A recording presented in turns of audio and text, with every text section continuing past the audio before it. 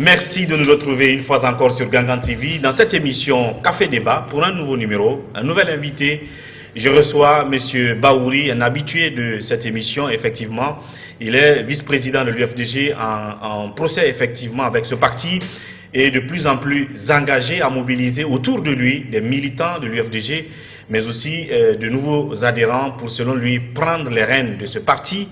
Et cela se constate justement dans les réunions qui se multiplient à son bureau personnel, mais aussi à la vue de ces affiches de l'UFDG à l'effigie, plutôt que de Cyril Dalein Diallo, mais de Bahouri qui meuble un peu son bureau. Là-dessus, il va se prononcer et sur d'autres sujets, comme notamment son exclusion du parti, à quel niveau se trouve la procédure, la fin de la crise à la CENI, sa lecture de cette situation, et bien d'autres sujets sur lesquels il va intervenir dans cette émission Café Débat. Monsieur Ba, bienvenue sur ce plateau. Merci de m'inviter et merci à tous les spectateurs de Gangan TV. J'en profite par anticipation à leur souhaiter une bonne fête de Tabaski et que Dieu exauce tous nos meilleurs vœux pour notre pays, pour la sous-région et pour le monde entier. Amen. En parlant d'ailleurs de bonnes fêtes de Tabaski, on va entrer avec ce sujet. Quelle est votre analyse de la situation actuelle qui, selon les observateurs, se présente mal pour les ménages, les foyers sur le marché? De plus en plus, le marché devient cher pour ces ménages. Quand on prend par exemple le marché des bétails, aujourd'hui le prix des moutons se multiplie, se triple par exemple. Les bœufs, on n'en parle pas. Et sous le silence du ministère, par exemple, de l'élevage. Qu'est-ce que vous en dites? Est-ce qu'il y a une alternative qui peut venir de ce ministère pour éviter ce genre de difficultés à l'avenir? Bon, vous savez que derrière une action publique, il y a beaucoup d'interférences. Un seul ministère ne peut pas concentrer tout le paquet d'actions à mener pour régler le problème. Par exemple, la question de la cherté de certaines denrées durant cette période de fête, c'est beaucoup plus le ministère du Commerce. Mais au niveau du ministère du Commerce, dès que vous approfondissiez un tout petit peu, ils vont vous sortir la question de la situation macroéconomique. Donc c'est le ministère de l'économie et des finances qui est impliqué, etc., etc. Donc c'est de manière globale qu'il faut voir les choses. Mais ce que j'ai constaté... C'est quand même une réalité. C'est une réalité.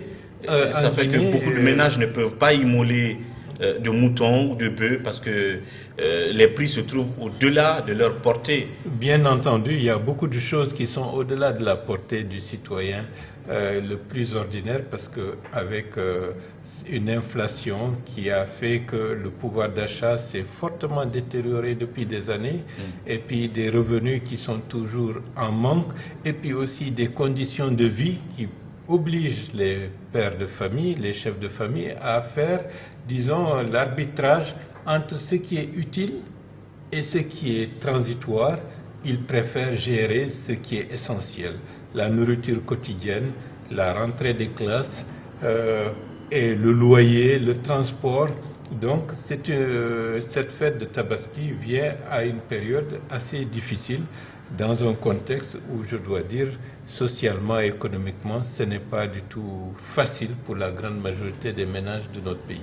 Bien, le premier sujet, c'est notamment le dossier de votre exclusion de l'UFDG.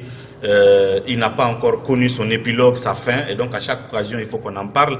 À quel niveau se trouve aujourd'hui la procédure d'exclusion de Bahouri de l'UFDG? Est-ce que la justice est en train de travailler? Est-ce que la justice a rendu une certaine décision? Qu'est-ce qu'on attend au juste? Disons, ce n'est plus la procédure d'exclusion qui est en cours. Enfin, le dossier d'exclusion. C'est une autre procédure qui est en cours. La justice, le 3 mars 2017, a indiqué à travers le tribunal de Dixine que la décision est illégale et n'est pas en conformité avec les textes du parti et par conséquent est de nul effet. Donc, ça c'est en première instance. Les gens de l'autre côté, ils n'étaient pas contents. Ils ont interjeté appel. Les avocats de... Non, pas les avocats. l'UFDG. Non, pas les avocats de l'UFDG, les avocats de l'autre groupe. parce que je suis de l'UFDG. Donc les avocats de Cellou Dalein. Bien entendu. Ils ont interjeté appel. Cela veut dire ils ont dit à la justice que la procédure de décision de la première instance n'est pas en conformité avec les règles de droit. Et c'est la raison pour laquelle ils ont fait appel devant la Cour d'appel de Conakry. La Cour d'appel de Conakry s'était déjà réunie autour de cette question il y a plus de 2 mois de cela. Comme on est encore dans les vacances judiciaires, le mois d'août, dès début septembre, on va réactualiser la procédure pour amener à ce qu'on tranche définitivement cette question au niveau de la Cour d'appel de Conakry. Et à ce niveau-là, comme je l'ai toujours dit, c'est le droit qu'on défend, c'est la vérité qu'on recherche et la justice doit être en conformité avec le droit. Et de ce point de vue, de mon côté, il n'y a aucune inquiétude. Et la panique, c'est surtout de l'autre côté. Ça, c'est pour le côté, l'affaire... Comment vous pensez qu'il y a la panique du côté de Cellou Dalein Diallo? Vous pensez qu'il ne croit pas remporter la procédure, qu'il ne croit pas gagner? Parce que ce qui était le plus difficile, c'est la décision de la justice en première instance. Et là... Mais c'est la justice, ça peut changer entre-temps. Vous savez, la justice en première instance va pour poser les questions de fond. Lorsque vous faites appel, la question qui est posée, est-ce que la décision de la première instance est conforme aux règles de droit? Et de ce point de vue, je n'ai aucune inquiétude en la matière, et parce que je sais, et mes avocats et les praticiens du droit le savent, que la procédure a été respectée. Et c'est la raison pour laquelle je salue le courage du juge qui a pris cette responsabilité, M. Ibrahim Khalil Diakité, qui a eu la responsabilité de dire le droit, rien que le droit, malgré des pressions multiples qui pesaient sur lui pour aller dans un autre sens. Donc il faut s'attendre à cette dernière décision, en tout cas liée au dossier qui vous a exclu de l'UFDG. Il faut s'attendre à la dernière décision dans le mois de septembre à venir. On fera en sorte que ça se fasse le plus rapidement possible, mais comme je ne détiens pas les clés de l'agenda de la Cour d'appel, on ne peut que leur demander d'accélérer la procédure. En tout cas, vous espérez que c'est vous qui allez l'emporter, et dès que ce sera fait, comme vous l'espérez, c'est-à-dire qu'on confirme la décision en première instance, ça veut dire que vous réintégrerez tout de suite l'UFDG. Et vous êtes en train de vous préparer à cela? Bien sûr, parce qu'il faut se préparer. L'autre camp ne cherche pas à gagner. Il cherche à faire durer la crise pour nuire aux intérêts politiques de l'UFDG d'abord et de Bahouri en second lieu. C'est ce qui les intéresse. Ils savent. Et donc vous êtes si sûr de votre retour à votre poste de vice-président que vous multipliez en ce moment des réunions à vos bureaux personnels. Vous avez même fait concevoir des bâches à l'effigie de l'UFDG, mais le personnage sur les bâches, c'est Bahouri comme la tête d'affiche. Qu'est-ce qu'on peut voir derrière cette démarche? Est-ce que c'est permis d'ailleurs à ce stade du litige que vous fassiez des effigies, vous fassiez des bâches et vous mettez votre tête sur les bâches à la place de Cellou Dalein Diallo? Premièrement, il faut que la justice aille jusqu'à son terme en respectant les règles du droit. Ça, c'est une question essentielle.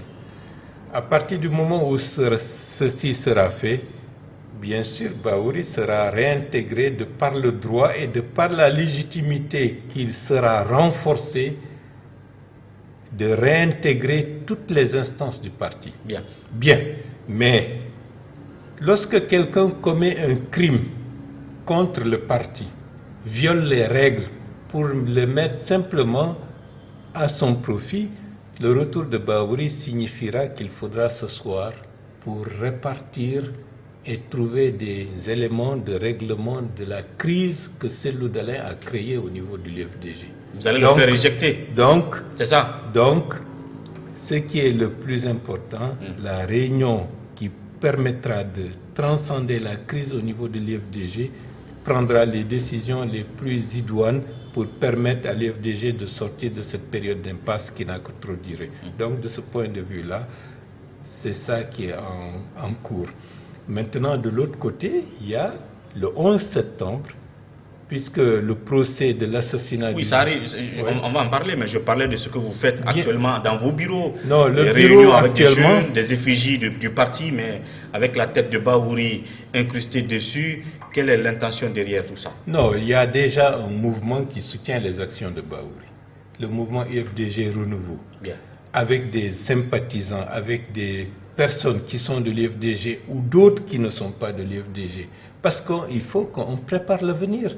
Je ne vais pas croiser les bras et dire tant que la décision judiciaire n'est pas terminée, je ne fais rien. Non, j'organise les éléments, les bases politiques qui me permettront pour changer la gestion et le leadership au niveau de l'UFDG. Et on dit que vous n'êtes qu'avec des jeunes gens, des enfants de moins de 18 ans qui ne connaissent rien en politique, qui ne sont pas en fait utiles en politique, et que c'est ceux-là que vous mobilisez à vos bureaux, donc qui ne constituent pas de menace réelle pour ébranler l'autre camp, je veux dire le camp Cellou Dalein Diallo. Non, je suis heureux de pouvoir mobiliser rien que des jeunes de moins de 18 ans et un peu plus de 18 ans, puisque cette catégorie de la population fait déjà plus de 75% de la population guinéenne. Donc quelqu'un qui arrive à mobiliser près de 75% de la population guinéenne, mais bon... pour quelle fin politique? Non, cela veut dire qu'il va gagner. Pour quelle fin politique s'ils n'ont pas de voix, si ils n'ont pas de pouvoir de décision, d'abord au sein de l'institution politique qui est l'UFDG? Non, il faut que les choses soient claires. Le leadership de l'UFDG changera. Bien. Les structures de l'UFDG évolueront. De nouvelles responsabilités seront dévolues à une nouvelle majorité de militants et de cadres qui prendront de nouvelles responsabilités pour changer la manière dont ce parti a été gouverné pendant pratiquement ces 10 dernières années. Bien. Et de ce point de vue, ce n'est pas pour changer, c'est pour changer pour gagner la compétition du pouvoir et pour gouverner de la manière la plus démocratique, la plus large et la plus moderne la Guinée. C'est ça l'objectif, ce n'est pas pour autre chose. Mais restons encore à l'UFDG en attendant ce dernier verdict de la justice qui peut-être vous réintégrera à l'UFDG ou donnera raison au camp de Cellou Dalein Diallo. Ça reste à voir. Il y a un autre dossier lié à l'UFDG, c'est le dossier assassinat de Mohamed Koula Diallo, d'où tout est parti au siège de votre parti. Ça doit reprendre le 11 septembre. Là-dessus, vous pensez qu'il y a lieu de se mobiliser de votre côté, et du côté notamment de la famille de Mamadou Koula, et vous pensez que là encore, il y a des gens au sein de l'UFDG aujourd'hui qui doivent avoir peur, qui doivent être effrayés par rapport au procès du 11 septembre prochain? Bien entendu. Déjà, premièrement, la personne qui a été tuée est journaliste. Les journalistes doivent se mobiliser et en tant que partie civile, ils sont partie civile dans le cadre de cette affaire. Il faut qu'ils soient représentés, dûment représentés en tant que partie civile. Parce que ça aurait pu être n'importe quel autre journaliste qui, le 5 février 2016, était aux abords du siège de l'UFDG. Deuxièmement, il est bien entendu que la famille de Koula aussi doit être représentée. Bon, donc c'est extrêmement important. Le 11 septembre, le procès va continuer parce qu'il a déjà commencé le 31 juillet dernier. Ils doivent se poursuivre. Je sais qu'il y a des personnes mal intentionnées qui ont peur que la justice fasse correctement ce qu'elle a à faire, qui essayent de trouver d'autres moyens pour retarder. Qui, par exemple, qui est en train de faire cette manœuvre-là? Je ne citerai pas de nom, mais quiconque a des intérêts que la justice ne fasse pas son travail dans les délais impartis et à la manœuvre, avec de l'argent, avec des pressions, avec des tas de choses. Cette personne est où? Au sein de l'administration ou bien au sein de l'UFDG? Bien sûr, c'est ceux qui sont directement incriminés, et notamment le premier d'entre eux. Qui, par exemple? Cellou Dalein, bien entendu. Vous pensez que Cellou Dalein continue à déverser de l'argent sur les magistrats pour faire durer la procédure?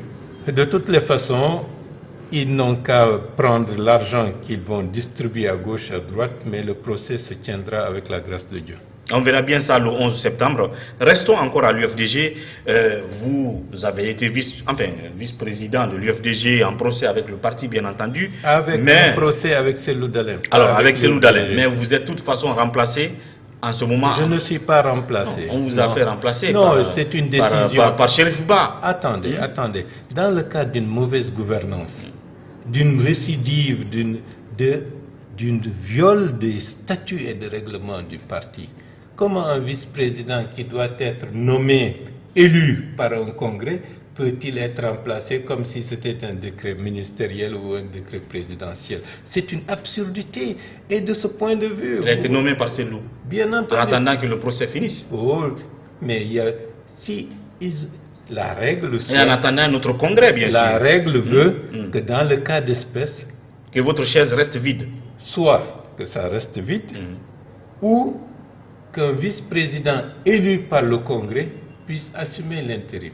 Mais pendant ce temps, il n'y a pas encore de congrès. Non, il y avait eu un congrès en 2013. Oui, je veux dire. Il y a des vice-présidents qui ont été élus dans les règles.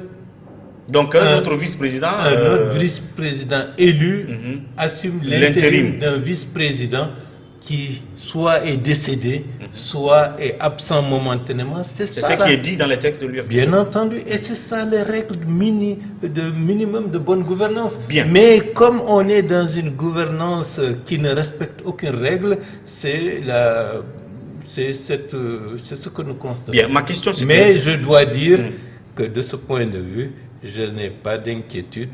Le droit sera dit, la légitimité sera renforcée. Et l'une des raisons fondamentales pourquoi nous voulons changer le leadership au niveau de l'UFDG, c'est cette mauvaise gouvernance qu'on vient de constater. Ma question, ce n'était pas tant qui vous remplace aujourd'hui ou comment on l'a mis là, c'est ce qu'il a dit récemment justement. Je parle de Chérif Ba, qui est vice-président actuellement de l'UFDG. Vous avez été dans le passé ministre de la Réconciliation.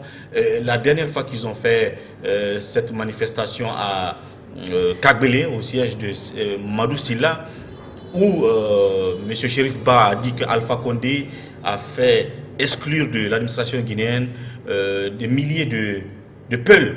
C'était un mot qui a sonné mal aux oreilles de certains, comme quoi c'était trop ethnocentriste, c'était même gravissime si ce n'est pas prouvé. Vous, quelle analyse vous pouvez faire de ces propos? Je dois dire, vous savez, il y a des gens qui veulent ramener le débat politique à un débat entre communautés ethniques. Et personnellement, je me suis toujours insurgé et opposé à cette logique. Maintenant, le débat est en train de les dépasser. Le débat devient autre. Le débat est devenu beaucoup plus pointilleux par rapport à la manière dont la gouvernance se fait dans ce pays. Et comme ils ont peur d'être déphasés, ils veulent nous ramener encore en arrière en parlant de Peul ici, de Malinké, de Forestier, de Soussou. Mais tout politique qui rentre dans ce débat sera balayé très bientôt parce que la Guinée... Ces propos de Chérif Ba, vous pensez qu'ils ne sont pas du tout fondés? La Guinée a besoin d'un vrai changement. La Guinée a besoin de cadres politiques qui ne sont pas là pour défendre une communauté, mais qui défendent les intérêts nationaux, une vision d'une Guinée nouvelle, émergente, moderne, qui a une ambition de rayonner aussi bien dans la sous-région que sur la scène africaine.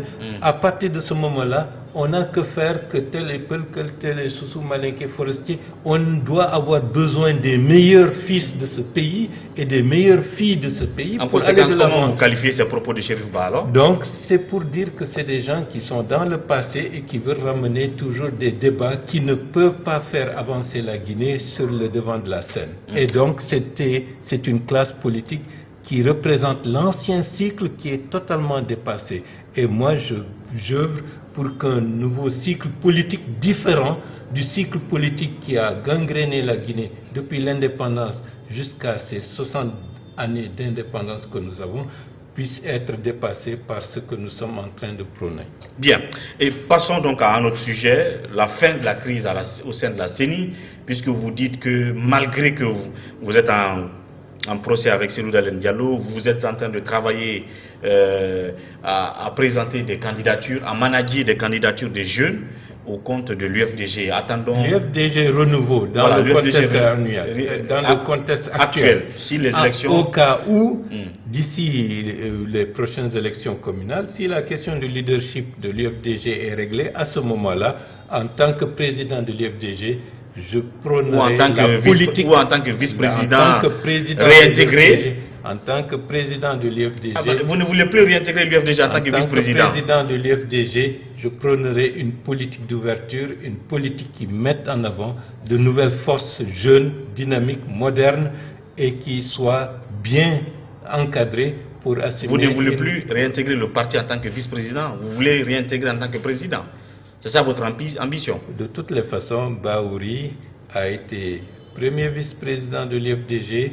Il y a un conflit actuel et lorsque la justice tranchera définitivement le problème, c'est une autre situation qui va se créer. À partir de ce moment-là, ceux qui seront responsables de l'enlisement de l'UFDG pendant ces dernières années doivent payer le prix de leur forfaiture. Parlons donc de cette CENI. J'ai dit la crise est finie. Vous avez analysé la crise à un moment donné avec nous ici, quand il y avait ce semblant de bicéphalisme à la tête de la CENI. Aujourd'hui, Kébé a été donc conforté par la décision de la Cour constitutionnelle et est en train de travailler sur le terrain pour présenter un chronogramme pour les élections locales à venir. Ils sont en train de travailler sur le dossier d'appel d'offres pour la structure qui va donc toiletter on va dire, comment on appelle ça, le fichier électoral. Quelle est votre réaction à cette fin de la crise à la CENI? Non, c'est une bonne chose et je pense que le Conseil constitutionnel a assumé ses responsabilités en la matière, donc tant mieux. Mais la question de fond demeure pour que la CENI ne traîne pas les travers que les lois lui ont imposés. Je veux être clair, il faut qu'on fasse le bilan en profondeur. Pourquoi les CENI ont des problèmes dans notre pays? Ça, c'est une problématique qui mérite débat, un débat profond. Ça mérite débat pour tirer les leçons et envisager les meilleures pratiques et les meilleures dispositions pour qu'on tourne la page de ces crises récurrentes qui font que notre pays politiquement a des difficultés de sortie de crise la plupart du temps. Ça, c'est un débat qui peut se faire, qui doit se faire à temps opportun. Mais maintenant qu'on est dans le besoin et vous disons même dans l'urgence électorale, qu'est-ce que vous entrevoyez pour cette CENI actuelle avec à sa tête Maître Kébé? Vous pensez qu'il faut les laisser tranquilles, organiser au moins ces élections locales? Non, de toutes les façons, en 2017 là. Aujourd'hui, il faut parer au plus pressé. Le plus pressé, il faut que ce pays ait des conseillers communaux élus et représentatifs de la volonté populaire de la manière la plus large. Donc c'est ça qui est essentiel. Et l'année 2018, c'est une année électorale. Il y a les élections législatives qui sont également dans le cadre de l'agenda électoral, dans exactement un an jour pour jour. Donc il y a des urgences de ce point de vue. Il faut être efficace, il faut être suffisamment, j'allais dire, pragmatique pour organiser des élections incontestées et incontestables. Et donc, quel est le défi que vous pensez que cette équipe de Kébé doit pouvoir relever avant qu'on ne pense à revoir la CENI ou à la remplacer? Non, d'ores et déjà, il faudrait parvenir à organiser des élections communales et des élections législatives de la manière la plus incontestable. Si ceci est fait, ça permet au pays de souffler et de savoir que l'avenir deviendra autre pour envisager le tournant majeur de l'émergence d'un nouveau cycle politique qui fera découler la Guinée. Est-ce que vous avez tout de même une certaine confiance à cette nouvelle donne que va incarner Kébé et à la CENI pour ces élections locales à venir? il faut être pragmatique, il faut être présent, il faut suivre, il faut être, j'allais dire, pas dogmatique, mais il faut être prêt à pousser dans le sens de la transparence, dans le sens de l'implication de la grande majorité de nos compatriotes pour choisir les hommes et les femmes qu'ils souhaitent les représenter et les diriger, tant au niveau local qu'au niveau de l'armature de la prochaine Assemblée nationale. Bien. Alors on va continuer le débat tout de suite dans la deuxième partie, parler de le FAD, ce qui se passe au sein de l'opposition républicaine en ce moment, l'élan de réconciliation qui est enclenché, le va-et-vient de certains entre les différents blocs. Là-dessus, on en parlera dans la deuxième partie tout de suite, après la pause thé. Merci donc de nous retrouver dans la deuxième partie de Café Débat. Comme vous le constatez toujours à mes côtés, Monsieur Bahouri, qui est notre invité du jour. On parlait tout à l'heure de la fin de la crise à la CENI et les perspectives que vous entrevoyez pour Maître Kébé et l'équipe qu'il a sous sa main dans cette institution. Entre-temps, on va parler de l'opposition républicaine, parce que ce sont là les acteurs du processus électoral en tant que tel. De leur côté, il y a, comment on va dire, ça bouge dans tous les sens. On a vu à un moment donné le FAD qui a été créé et qui sonnait un peu le glas de la division au sein de l'opposition. Aujourd'hui, on parle de réconciliation des acteurs de cette opposition républicaine. Vous avez vu Faya Milimono dans sa démarche de réconcilier tout le monde. Il a appelé Lansana Kouyaté, il est allé voir les gens du FAD, il est allé voir l'UGDD et même Sidia. Je ne sais pas s'il entend vous rencontrer vous aussi, mais déjà, ce que vous dites de la démarche de Faya et de la dernière fois de la présence de Aboubakar Sylla au siège de l'UFDG et qui disait que bon, on s'est retrouvés et désormais on va aller sur une nouvelle base. D'abord sur la démarche de Faya. Non, il est libre à lui d'avoir la démarche qu'il considère allant dans le cadre de sa vision et de la vision de son parti politique. Mais moi je dis, et je répète, on a suffisamment fait des copies-collées depuis très longtemps. Il y a eu beaucoup de structures qui ont été créées, Forum démocratique national, CODEM, FRAD, ALEG, etc., en passant par les forces vives nationales, jusqu'à maintenant, certains ont créé une chapelle qu'ils l'ont appelée opposition républicaine. Je dis et je répète, c'est une vision qui est une vision réductrice des forces de l'opposition. Il y a plusieurs variantes, on a une expérience. Ce ne sont pas des individualités qui constituent une opposition, c'est des courants d'idées, des courants de pensée qui peuvent être résumés en disant voici une autre démarche politique, une alternative qui dise que ça c'est un courant dit de l'opposition. Et nous, en ce qui me concerne, je prône et j'œuvre dans le sens d'une opposition constructive, responsable. Je ne veux pas être dans une opposition à caractère, j'allais dire syndical, comme si c'est le patronat et l'autre, tout ce qui est fait d'un côté est mauvais de l'autre. Non, on a dépassé ce stade, on est dans un contexte où il faut amener des hommes et des femmes à être beaucoup plus responsables. Donc ce qui se passe aujourd'hui dans l'opposition, comment vous qualifiez? Mais ça c'est la mort. L'image d'une opposition en Guinée? Non. C'est une étape politique majeure.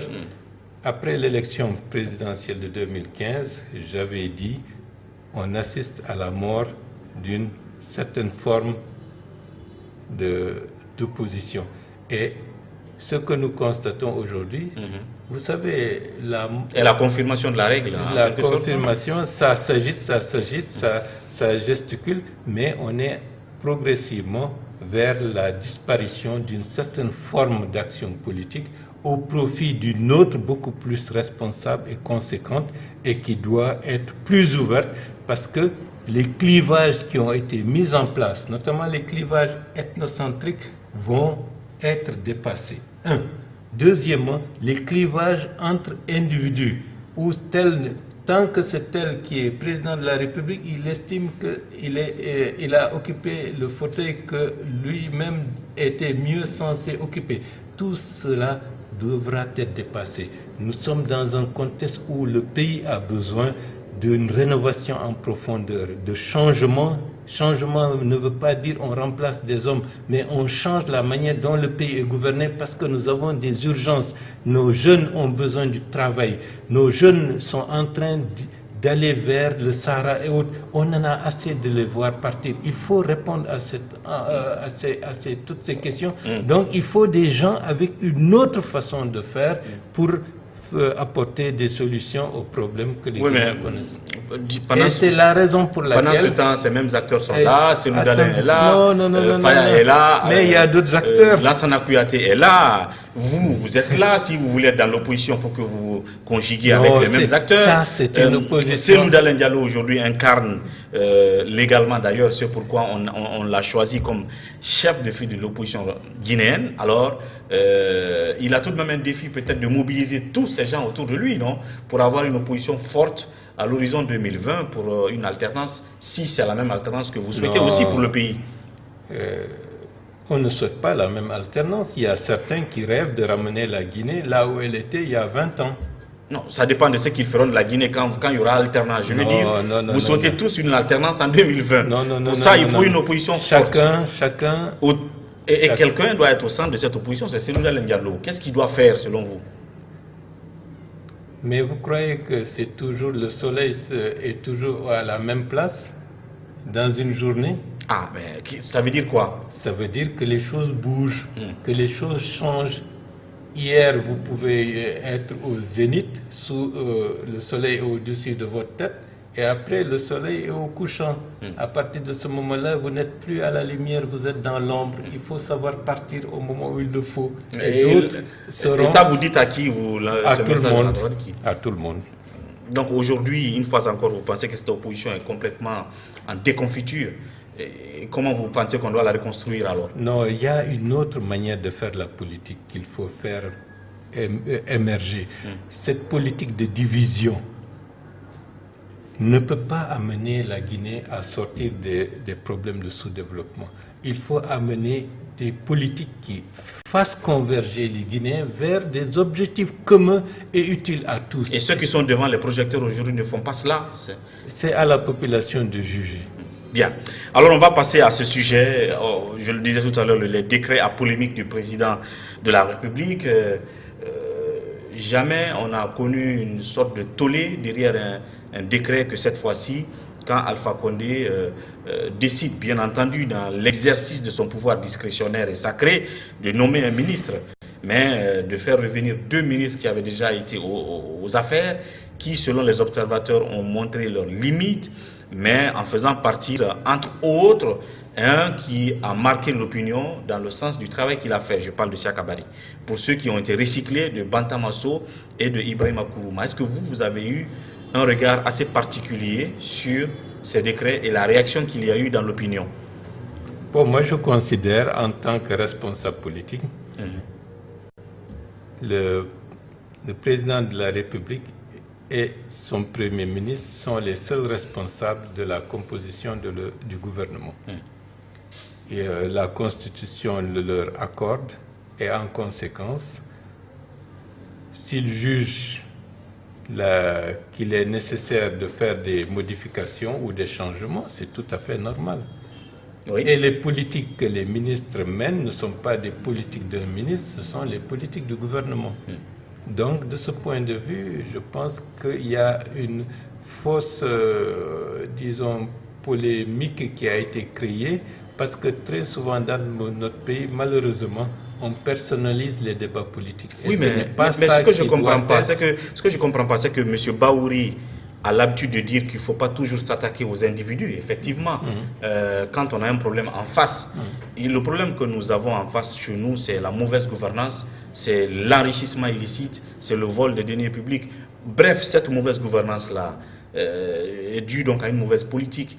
Mais si on se met à recycler des gens qui n'ont pas fait de la bonne gouvernance là où ils étaient, qui ont été soupçonnés d'avoir détourné des deniers publics, ainsi de suite, et qu'on les recycle. Est-ce que vous pensez que là, la gouvernance elle est bonne, que vous pensez que le système il est bon, que la politique qui est exercée elle est bonne? C'est ça la question. Déjà, il ne faut pas jeter la pierre à quelqu'un alors qu'il n'est pas judiciairement prouvé qu'il a procédé à des malversations. Quand je prends le cas d'Ibrahima Kourma, on a vu le président de la République lors du dernier examen, en tout cas que ce monsieur a organisé, dire qu'on a fait une économie de 40 milliards de francs guinéens. Alors, ça veut dire que les années qui ont précédé, pendant lesquelles il a organisé les mêmes examens, il y a eu des déperditions de plusieurs fois 40 milliards. À la limite, si on n'a pas pu peut-être auditer la gestion de ce monsieur, si on ne l'a pas interpellé devant la Cour des comptes, si on ne l'a même pas enfermé, mais de grâce, est-ce que les gens pouvaient s'attendre à ce qu'on recycle la même personne aux affaires? Déjà, c'est ça la question. Déjà, le problème, je vous prends mot pour mot. L'affaire que vous évoquez, M. Ibrahima Kourma était ministre à l'époque. Il y avait des gestions antérieures où des prévisions budgétaires ont été, disons, données. Au cours d'une année, il s'est avéré qu'avec une meilleure prise en compte de certaines réalités, des économies ont pu être dégagées. Je ne fais que répéter ce que vous venez de dire. Bien sûr. Et c'était Ibrahima Kourma qui était ministre durant cette phase. Mais qui doit être félicité? Non. En fait, cette économie de 40 milliards dont Alpha Condé parlait, c'est après une dénonciation de la presse des scandales qu'il y avait justement. Non, après, lui-même s'est dit qu'il a porté son œil ou son regard sur le budget et qu'il pense que cette année, à cause de cette rigueur, on a fait une économie de 40 milliards. Alors, et pour les années qui ont précédé, si on a pu faire ces 40 milliards d'économies cette année, c'est que les 2 années qui ont précédé, ces 40 milliards sont allés quelque part. Est-ce que ça ne méritait pas de l'audit? On n'a pas fait d'audit. Non, il y a eu un audit. Et au-delà de ça, le monsieur a été épinglé par d'autres scandales. On n'a pas fait d'inspection d'État pour sa gestion. Et on les fait revenir aux affaires. C'est ça. C'est pas mon avis. C'est l'indignation de l'opinion. Ça, c'est ce que moi je relève. Je ne souhaite même pas qu'on aille en profondeur sur cette question, mais il faut restituer les choses. Parce que tout ce qui peut apparaître comme une diffamation contre une personne, de la même manière, je ne souhaiterais pas qu'on dise des choses fausses sur moi. De la même manière, en ma présence, je ne souhaite pas qu'on dise des choses qui ne sont pas fondées sur quelqu'un d'autre. Tout ce qu'on dit sur la gouvernance Alpha Condé aujourd'hui, l'inspection d'État s'est investie et a pu faire un rapport au président de la République. C'est l'inspection d'État qui a fait ressortir qu'il y a une possibilité d'économie de 40 milliards, en passant en revue les différents niveaux de gestion des examens dans notre pays. Cela veut dire quoi? Est-ce que c'est le ministre qui est responsable? Ce serait trop court pour imputer les dysfonctionnements administratifs de toute une chaîne à une seule personne. Comment vous expliquez donc cette vague d'indignation dans l'opinion? Ça s'est traduit par ce qu'on a vu sur les réseaux sociaux et ça donne par exemple l'image de ce qui s'est passé au temps de Conté quand il a nommé un certain Eugène Camara. Certes, les gens ne se sont pas mis dans la rue, mais les réseaux sociaux, c'est comme si les gens sont dans la rue au vu de l'indignation que ça a créé pour une première fois. Mais c'est la nouveauté. Le pays, de ce point de vue, commence à avoir une opinion publique attentive. Donc, est-ce que ça ne doit pas alerter le haut niveau, justement le président de la République? Attendez. Est-ce que ce n'est pas une alerte? Au-delà de tout, ce n'est pas simplement la question de nomination d'un gouvernement qui est interpellé par cette situation. Tout le monde est interpellé par cette situation. Il y a une nouvelle génération qui est cette génération des réseaux sociaux et de Facebook qui sont extrêmement vigilants et attentifs. Donc, tout homme politique, tout acte public est passé au crible par ces adeptes des réseaux sociaux. Donc, il faut en tenir compte. Il faut en tenir compte pour ne pas avoir à écorcher un sentiment de cette nouvelle génération et cette opinion publique qui est en train de se constituer. C'est extrêmement important, mais ce sont des réactions de l'opinion, mais il y a des principes constitutionnels qui font qu'on ne peut pas remettre en cause le choix discrétionnaire d'un président de la République de nommer les membres de son gouvernement et qui ne sont pas judiciairement impliqués et inculpés à des malversations. Et il faut que les gens fassent preuve de retenue en ne faisant pas, disons, des diffamations qui risquent de porter préjudice à des hommes et des femmes qui, dans une large mesure, peuvent se sentir, disons, dans leur chair et dans leur famille dans une certaine période. Je dois vous dire aujourd'hui... Mais en gros, aussi, je veux que vous ouvriez juste une parenthèse, une fois encore peut-être de, je sais pas, de bilan ou de jugement du régime d'Alpha. C'est vrai, pouvoir discrétionnaire et tout, si on quittait cette affaire de décret, mais le régime tel qu'il est aujourd'hui, la gouvernance telle qu'elle est aujourd'hui, est-ce que vous pensez qu'il y a lieu de s'en féliciter? Bien. La question, elle est importante. Je prendrai d'abord un petit exemple. Il y a quelques années, pour moi, je ne comprenais pas pourquoi le gouvernement guinéen, notamment le président de la République, était opposé à l'exploitation par BSGR des blocs 1 et 2 du Simandou. Parce que pour moi, Vallée était déjà présent dans le territoire national et en toute logique, il était important de commencer l'exploitation de ce minerai. Donc, je n'avais pas compris beaucoup de dessous de cette affaire. Mais aujourd'hui, qu'est-ce que je constate? Je constate que Bénis Taïmet est inculpé même dans son pays pour fait de corruption.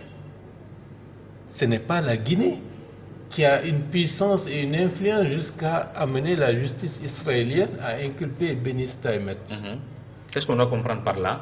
Et qu'au niveau des États-Unis, que la justice américaine aussi s'active de manière très pointue en impliquant et en dénonçant un certain nombre de personnes, et certains sont condamnés. Un ancien ministre guinéen. Un ancien ministre guinéen est condamné à la prison. C'est pour dire que dans les affaires de ce monde, il y a beaucoup d'informations que peut-être qu'on n'a qu'une petite parcelle, alors qu'il y a beaucoup de choses qui sont en dessous. C'est pour cela que je préfère lorsqu'on... Donc c'est pour cela que vous pensez que tout ce qu'on dit comme étant des dérives, des mots, la gouvernance Alpha Condé... Il faut faire très attention. Ah oui. Il faut faire très attention. Vous pensez qu'Alpha gère bien? Non. Il faut faire très attention. Non, là, vous pensez qu'Alpha gère bien donc le pays? La question, là, par rapport à ça, c'est pour vous indiquer qu'il faut faire très attention. Je vous donne un autre exemple qui m'était arrivé dans le cadre du gouvernement de Soirée. Il y avait des problèmes d'électricité du côté de Binkili, Kindia. Il y a eu des réactions de la population, c'était en 2008, des manifestations, quelqu'un est tué. Le rapport qui est venu des autorités locales et du gouvernorat et même des autorités militaires, c'était une altercation entre citoyens. Et un coup de feu est parti et quelqu'un a été fauché raide mort. C'est l'information qui est arrivée jusqu'au niveau du Premier ministre Soirée à l'époque et qui a été partagée au reste du gouvernement. 2 jours après, qu'est-ce qu'on a appris? On a appris la vraie version. Que c'était des forces de l'ordre qui ont tiré et qu'un des citoyens a été abattu. Donc c'est pour vous dire que lorsque vous êtes à la tête d'un pays où vous avez des responsabilités, il faut faire très attention aux informations qui vous parviennent, parce que parfois certaines informations peuvent être sciemment orientés pour vous apporter de fausses informations. Et si vous ne faites pas attention, vous tombez dans le piège. Donc Alpha Condé est dans ce piège. Donc, non, ça c'est un exemple. C'est un exemple que je donne. Maintenant, de manière globale. Mais qui peut-être. Maintenant, de manière globale. Qui dédouane Alpha Condé. La manière globale, la gouvernance de la Guinée d'aujourd'hui. Par Alpha Condé. La gouvernance de la Guinée d'aujourd'hui, vous ne pouvez pas la dissocier de la gouvernance d'il y a 30 ans, 40 ans. Mais la responsabilité de ceux qui gèrent aujourd'hui, il faut quand même la relever, il faut il faut la mettre sur la place publique. On ne va pas faire toute l'histoire de la Guinée pour expliquer la gestion d'Alpha Condé, M. Ba. Cela veut dire que c'est un processus. Si vous prenez que ceux d'aujourd'hui sont en train d'empirer. Si vous prenez un processus alors que le processus était déjà engagé et vous êtes rentré dedans, vous finirez par poursuivre ce processus. C'est la raison pour laquelle j'ai dit, et je le répète, il y a un cycle politique qui a gouverné la Guinée de l'indépendance à maintenant qui est en train de dépérir. Et un nouveau cycle vertueux doit émerger. C'est très clair. Malheureusement, ce nouveau cycle... que, bon ou mauvais, dans le cadre d'un cycle politique qui est globalement marqué par l'autoritarisme, par la malgouvernance, par le mépris pour les intérêts fondamentaux de la population, dans ce contexte, quelle que soit votre bonne volonté, vous ne pouvez pas faire avancer les choses. Au contraire, il faut travailler à faire émerger un cycle novateur, un cycle nouveau pour les prochaines 60 années de la Guinée. Malheureusement, ce cycle actuel est tellement en train de pourrir la situation au point que les ordures tuent les hommes. Et c'est là où on vient au cas. C'est là où on vient au cas du drame de Dar es Salaam. Bien entendu, mais qu'est-ce que vous dites de ce qui est arrivé à Dar es Salaam où une montagne d'ordures se déverse sur des gens? Tout cela, c'est le constat de ce qu'on vient de dire. Il y a un cycle politique de l'indépendance à maintenant qui a gouverné et qui n'a pas mis au devant des intérêts fondamentaux des populations. Le cas de Dar es Salaam, comment vous l'expliquez? Le cas de Dar es Salaam rentre dans ce cadre. Dans le cadre d'une ville, au cœur d'une ville, une décharge qui s'accumule, qui monte, qui monte, qui monte, qui monte. Les responsabilités sont pratiquement à tous les niveaux. La commune qui est... À des degrés différents? Non. La commune... Elle est la principale responsable. La commune de Ratoma. Elle est la principale responsable. Ça se trouve dans sa zone. Et les responsabilités de la commune, c'est quoi? Les déchets, l'assainissement, la sécurité des populations relèvent avant tout de la commune. Si vous constatez qu'il y a un danger qui menace vos concitoyens, vous ne faites rien, à partir de ce moment-là, votre responsabilité est engagée. Même si vous avez hérité de la situation. Le danger a été constaté quand? Donc, je dois dire que la décharge de Dar es Salaam, d'abord, c'est la responsabilité de la commune. Bien. La sécurité des populations relève avant tout de la commune. Mais la commune n'est pas la seule responsable. La question des déchets, la question des risques, des catastrophes qui doivent être analysées, est du ressort gouvernemental. Bien. Ça, c'est un point de risque qui était connu, qui devrait être répertorié, anticipé, pour ne pas que des populations puissent périr avec cette décharge qui tombe sur eux. Et au-delà de ça, il n'y avait pas seulement la question de l'éboulement, la question de la nappe phréatique qui est déjà contaminée, la question de la fumée qui se dégage et qui fait que au niveau de la santé publique, toute cette zone n'est pas du tout n'est pas sécurisante pour la santé publique. C'est des dispositions qui ne devraient pas attendre longtemps avant que des mesures soient prises pour faire en sorte que la question de la santé, que la question de la sécurité soit prise en compte pour prendre les décisions. Donc, tout au long de la chaîne, l'irresponsabilité a prévalu. Bien. Et de l'État comme de la commune. On commence toujours par le bas pour monter. Parce que les donc de la communauté, de la commune jusqu'au niveau de l'État central. Jusqu'au niveau de l'État. Ça, c'est un constat malheureusement. Bien. Et puis, on termine par cet autre sujet et vous avez 1 minute là-dessus. Ça, c'est votre réflexion à vous que vous avez faite sur le phénomène de terrorisme. Vous l'avez titré « Les racines du terrorisme en Afrique de l'Ouest ». Là-dessus, qu'est-ce que vous vouliez ressortir par cette réflexion que vous avez publiée notamment sur votre blog? Oui, donc c'est pour... Il y a certaines situations, il ne faut pas attendre qu'elles vous arrivent pour réagir. C'est comme la question de la gouvernance. La question du terrorisme, il y a un terreau dans l'Afrique de l'Ouest qu'il ne faut pas négliger. La question de la pauvreté, la question de la construction d'un vrai État.